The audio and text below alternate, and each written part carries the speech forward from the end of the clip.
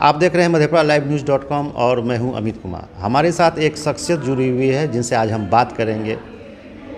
क्या है वो, उनके खुद उन्हीं से हम सुनेंगे, क्योंकि मेरी हिम्मत नहीं है कि उनके बारे में हम बोल सकें। मैम, आपका स्वागत है। नमस्कार, मैं शिवानी सिंह। मैं 2019 में मिसेस ग्लोबल बिहार रह चुकी हूँ और मुझे मेरे सोशल वर्क की वजह से अभी कानपुर उत्तर प्रदेश में वुमेन ऑफ सब्सटेंस का अवार्ड मिला है। मैम, आपसे एक जानकारी चाहिए कि ये जो आपको जो पैशन है, ये बचपन से ही था समाज सेवा करने का, मॉडलिंग में जाने का, कि ये बड़ी होने के बाद आपको ऐसा सोचे? देखिए, मैं थोड़ी शौकीन तो मैं बचपन से ही थी, बट मेरे अंदर दूसरों के लिए कुछ करने का जज्बा बचपन से ही था, मेरे अंदर था। मैं हमेशा जब भी छोटी होती थी, मैं भगवान से पूजा करने मंदिरों में जाया करती थी, तो मैं बस सब यही कहती थी, मेरे अंदर भगवान मुझे इतना पावर दिला दो या मैं कुछ ऐसा बड़ा बन जाऊँ कि मैं लोगों की सहायता कर पाऊँ, मैं दूसरों के चेहरे पे खुशी ला पाऊँ। ऐसा सुनने में आ रहा है सूत्रों से कि बचपन में आपको घर में वीर शिवाजी के नाम से पुकारा जाता था। क्या कारण, क्या राज है? ऐसा मेरे पापा हमको बोलते थे, और वो इसलिए बोलते थे क्योंकि हर क्षेत्र में, चाहे वो ड्राइविंग हो या फिर पढ़ाई लिखाई हो या कोई भी चीज़ हो, हर चीज़ में हम हमेशा आगे होते थे। किसी चीज़ में मेरे पास बहुत ज़्यादा साहस होता था, मतलब मैं किसी चीज़ से डरती नहीं थी, तो इसलिए मेरे पापा बोलते थे तू वीर शिवाजी है। आप हमारे दर्शकों को एक जानकारी दें कि आपके परिवार में कितने भाई बहन हैं? हम 3 बहन हैं, सत्यम, शिवम, सुंदरम, और मेरा एक भाई है अम्बेश। तो इस सत्यम शिवम का क्या राज है? मम्मी रखी थी ये नाम स्पेशली कि पापा रखे थे? पापा मम्मी दोनों मिलकर, 3 बहन थे तो सत्यम, शिवम, सुंदरम। एक और सवाल कि घर में मम्मी का ज़्यादा चलता है कि पापा का चलता है? आप किसकी सुनती हैं ज़्यादा? नहीं, मतलब एज ए घर के मुखिया तो पापा ही हैं, तो चलता तो उन्हीं का है, बट हम लोग बेटी थे तो ज़्यादा हम लोग मम्मी के कंसल्ट में ज़्यादा होते थे, तो संस्कार ज़्यादा मम्मी वाला आया। आप स्कूल से भी जुड़े हुए हैं, प्रिंसिपल भी हैं और समाज सेवी भी हैं और मॉडलिंग भी की हैं, और कोई फील्ड बाकी है करने के लिए कि बस इतना ही फील्ड में भी रहना है? बस अब सिर्फ और सिर्फ समाज सेवा बहुत करना है, इतनी इच्छा है समाज सेवा के लिए, जो मेरा अभी दिल नहीं भरा है। मुझे भी बहुत कुछ करना है अपने बिहार के लिए, अपने सीमांचल के लिए। खास करके आज के युवा वर्ग, उसमें खास करके लड़कियां, उनके लिए क्या संदेश देना चाहें? उनके लिए मैं यही कहूँगी कि जैसे लड़कियां अगर बाहर निकलती हैं तो वो मेकअप करके निकलती हैं, क्योंकि उनको लगता है कि मेकअप करना ज़रूरी होता है, तो उससे भी पहले ज़रूरी होता है कि उनको कॉन्फिडेंस, अपने अंदर कॉन्फिडेंस पहनकर आप बाहर निकलें। वो इतनी कॉन्फिडेंट रहें कि अगला उनको कुछ भी कहने से या बोलने से पहले 100 बार सोचे और डरे। और लड़कियों के अंदर खुद अगर कॉन्फिडेंस रहेगा और खुद अपने लाइफ के लिए वो खुद निर्णय लेने की क्षमता रखेंगी, तो वो आगे जाएंगी, और उनको स्ट्रांग होना चाहिए, अपने लिए स्टैंड लेना चाहिए हर कुछ के लिए। बहुत सारा आपने इवेंट को ऑर्गेनाइज किया, वहाँ पर आपने बार बार बोला, एक खास करके बात बोल रही थी आप कि सेल्फ डिफेंस लड़कियों को सीखनी चाहिए। क्या वजह? लड़कियों को सेल्फ डिफेंस मतलब अपनी सुरक्षा के लिए जो है ना, लड़कियों को ये चीज़ सीखना ही चाहिए। और ये सेल्फ डिफेंस ये नहीं होता कि सिर्फ कराटे के थ्रू ही आप सीखते हैं। सेल्फ डिफेंस में वो चीज़ भी आता है, मैंने जो अभी कहा कि सेल्फ कॉन्फिडेंस अंदर होना चाहिए, आपके अंदर इतना कॉन्फिडेंस होना चाहिए। जैसे हम कई बस में ही ट्रैवल कर रहे हैं, कई बार हम देखते हैं कि बहुत सारे लड़कियों के साथ, बच्चियों के साथ बहुत सारी घटना बस में अभी सुनते ही रहते हैं हम लोग न्यूज़ में। तो वो चीज़ आप जैसे आप बस में ट्रैवल कर रहे हैं, कोई भी युवा या लड़कियां हैं वो ट्रैवल कर रही है, ठीक है, 2 4 5 उसमें बॉयज़ भी हैं, वो देख रहे हैं कि ये लड़की अकेली है, उसको देखकर वो छेड़ना शुरू कर देते हैं। लेकिन आप तो बस वो आप छेड़ रहे हैं, आप सहम रहे हैं, डर रहे हैं, घबराए हुए से नहीं, आपको अपने अंदर एक कॉन्फिडेंस आपके चेहरे पे दिखना चाहिए कि आप एकदम कॉन्फिडेंस में हो, कि अगला आपको अगर देखे तो उसे लगे कि नहीं, अगर मैं इसे कुछ कहूँगा तो ये मुझे छोड़ेगी नहीं, या इसके भी अप्रोच, मतलब एक होता है ना कि इसकी पहुँच इतनी है, ये मुझे सजा दिलवा सकती है, तो एक कॉन्फिडेंस चेहरे पर दिखना चाहिए। कहीं भी अगर आप बाहर निकलते तो लूज़ होके नहीं, डरे सहमे से नहीं, कॉन्फिडेंस के साथ निकलना चाहिए बाहर।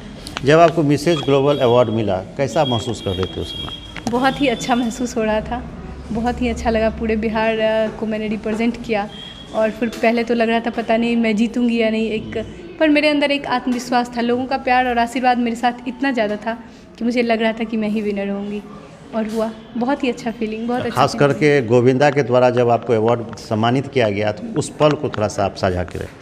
देखिए गोविंदा के से तो गोविंदा जी फिल्म स्टार हैं, तो अच्छी तो फीलिंग है ही कि बहुत अच्छा लगा, एक्साइटमेंट हुआ कि मुझे गोविंदा से अवार्ड मिलने वाला है। लेकिन उससे भी ज़्यादा मुझे खुशी इस अवार्ड के लिए इसलिए है क्योंकि ये मुझे सोशल वर्क के लिए मिला है, मेरे काम के लिए। कहता है कि हम दिखें या ना दिखें, हमारा काम दिखना चाहिए, तो मेरे काम के लिए ये अवार्ड मुझे मिला, तो ये चीज़ मुझे बहुत ही अच्छा लगा।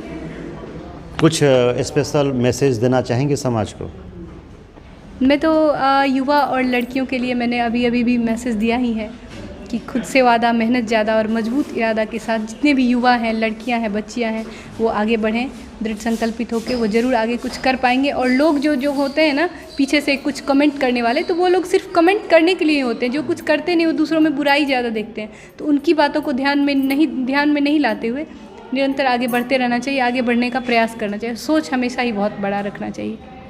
तो आप बार बार नारी सशक्तिकरण का उदाहरण देती हैं, उसके बारे में पुरुष के लिए इसमें क्या कहना आपको?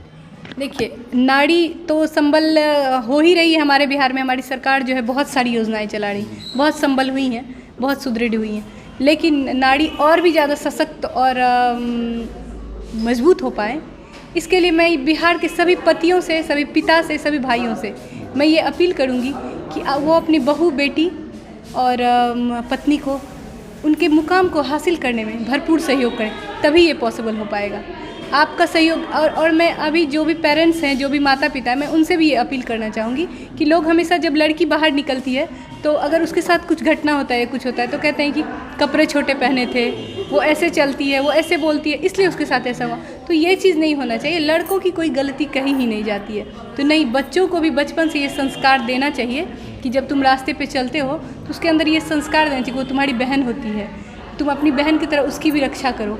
तो ये चीज़ लड़कों में भी पेरेंट्स जो है उनको एक संस्कार देना चाहिए, लड़कों में भी किस तरह से नारी का सम्मान होना चाहिए, करना चाहिए। ये चीज़ बचपन से लड़कों में भी ये संस्कार लाना होगा, तभी हमारी सोसाइटी में बदलाव आएगा। आप सोशल वर्क से जुड़े हुए हैं, कुछ ऐसा खास लम्हा जो आपको यादगार रहा हो, लोगों को समाज में जब जाती हैं, लोगों को हेल्प करती हैं, कुछ ऐसा वाकया कुछ याद हो तो बताएं। देखिए, मैं तो गवर्नमेंट स्कूल में प्रिंसिपल हूँ, तो मेरे यहाँ पेरेंट्स मीटिंग होता था।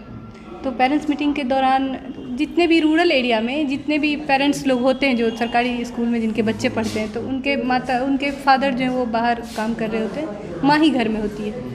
तो वो लोग क्या है कि मैं देखती थी जो स्कूल में जो डेली अटेंडेंस होता है, तो बॉयज़ की संख्या अधिक है और गर्ल्स की संख्या कम। तो मैंने जब पेरेंट्स मीटिंग मैंने रखा, मैंने पूछा कि ऐसा क्यों होता है, जबकि लड़की पढ़ना चाह रही है, वो आगे बढ़ना चाह रही है। मैंने पूछा ऐसा क्यों होता है, तो बोला कि क्या लड़की ही तो है, पढ़ लिख कर क्या करेगी, खाना ही तो बनाना है, घर का कामकाज ही तो करना है, तो सोचते हैं कि घर का कामकाज भी सिखलाएं। तो बराबर यही आ रहा था, लड़कों को वही भेज दे, लड़की है क्या, बकरी है तो कौन चढ़ाएगी, तो इसलिए लड़की को इसमें इन्वॉल्व किया। तो ये जो दोयम व्यवहार लड़कियों के साथ हमारी सोसाइटी में होता है, ये बहुत ही गलत है। तो मैंने और लड़की है तो लड़की, उसकी शादी कम उम्र में कर दी गई, बाल विवाह। हम दहेज में 5 लाख, 2 लाख, 1 लाख, जिसको नहीं भी हो 10,000, 20,000, 50,000, गरीब लोग भी हैं, वो भी खर्च कर लेते हैं। क्या उसी पैसे को अगर बेटियों को पढ़ाने में खर्च किया जाए तो दहेज की ज़रूरत आएगी? नहीं आएगी। तो इन सब चीज़ों के लिए मैंने अपने सोसाइटी में लोगों को अवेयर किया, उनकी माताओं को ही मैंने क्लास दे दिया, और क्लास देने में पढ़ाने के साथ साथ मैं उन्हें इन सब चीज़ों के लिए अवेयर भी करती हूँ। तो वो जब खुद समझने लगी कि यहाँ पढ़ाई से क्या मतलब फ़ायदे हैं, नहीं पढ़ने से क्या, और उनके खुद के क्या राइट्स हैं, सरकार जो इतनी सारी योजनाएं चलाई जा रही है, तो उनकी क्या राइट्स है, इसके बारे में भी उनको पता नहीं होता था। तो इन सब चीज़ों के बारे में मैंने उन्हें जब खुद बहुत अवेयर किया, तो अब ऐसा होता है ना कि वो खुद अपनी बेटियों को स्कूल भेजते हैं, नहीं मैम पढ़ना बहुत ज़रूरी है, और वो खुद भी बोलते हैं कि मुझे भी पढ़ना है मैम, तो मैं उन्हें माताओं के पाठशाला में पढ़ाती हूँ। तो ये सब चीज़ें, ये प्रयास आपका सार्थक होते जा रहा है। ये चीज़ जो मतलब रूरल एरिया में कहीं भी मैंने लड़कियों के साथ ये दोयम व्यवहार जो मैंने देखा कि अगर एक घर में एक बेटा एक बेटी है तो बेटा चला जाएगा, काम है, तो बेटी नहीं जाएगी पढ़ने, वो घर का काम संभालेगी। तो ये बहुत ही गलत चीज़ है समाज में, ये कुरीति जो है, इस चीज़ को बदलने के लिए हमारी संस्था और हम लोग वर्क कर रहे हैं और अवेयरनेस का हम लोग काम कर रहे हैं।